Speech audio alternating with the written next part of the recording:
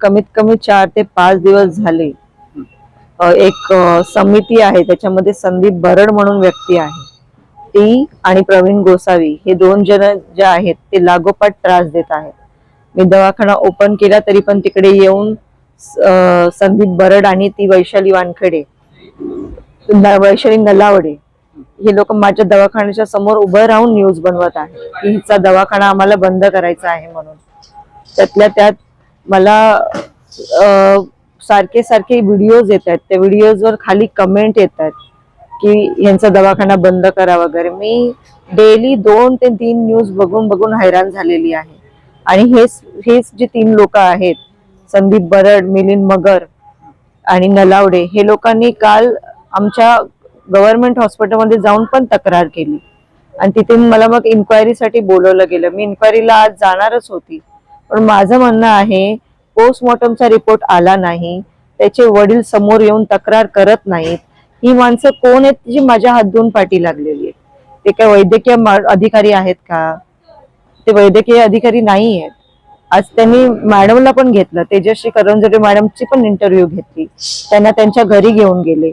तेजश्री मॅडमला यामधलं काही माहिती नाही, फक्त रिलेटिव्हच्या बोलण्यावरून तेजश्री मॅडमनी त्यांची साथ दिली.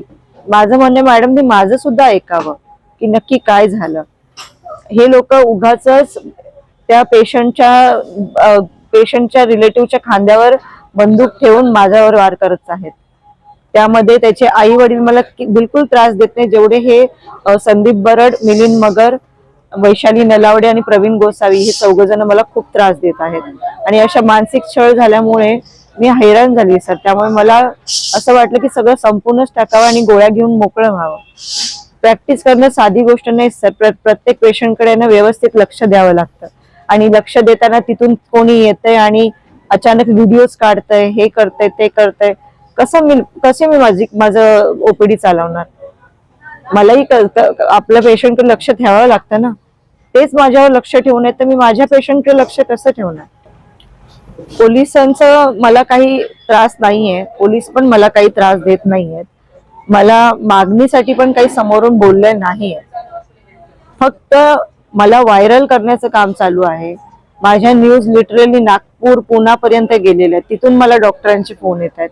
म्हणजे यांचा काय मोटिव्ह आहे मला असं बदनाम करण्याचा ते मलाच माहित नाहीये सर.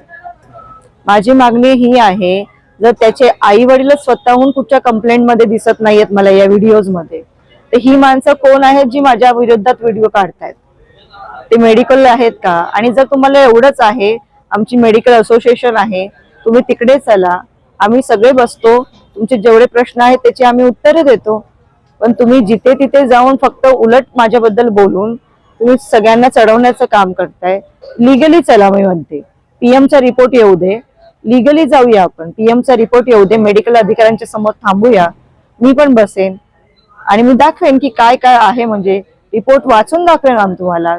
मला तर वाटत नाही या सगळ्यांना मेडिकल लँग्वेज मधला एम पण कळत नसेल, पण त्यांचे प्रश्न असे आहेत की त्यांनी एमडी केलेली आहे.